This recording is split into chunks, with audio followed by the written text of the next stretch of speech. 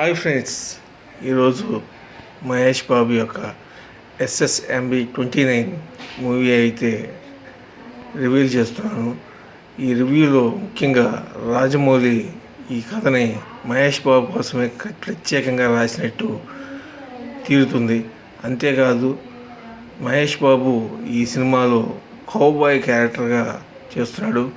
Already గతంలో ఘట్టమనేని కృష్ణ గారు తండ్రి అయిన మహేష్ బాబు గారు ఇద్దరు కౌబాయ్ సినిమాలు చేస్తున్నారు. మోసగాళ్ళకు మోసగాడు ఎంత హిట్ అయిందో మనకందరికీ తెలుసు.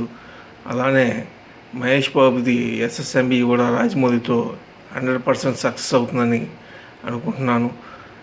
ఈ సినిమాలో కథానాయికగా ప్రియాంక చోప్రాని ఎంచుకుంటున్నారు. ఎందుకంటే మహేష్ బాబు తగ్గ హైటు వెయిటు ఉండే విధంగా ప్రియాంక చోప్రాని ఎంచుకున్నారు. ఏది ఏమైనా మహేష్ బాబు యొక్క సినిమా 100% సక్సెస్ అవ్వాలని కోరుకుంటున్నాను.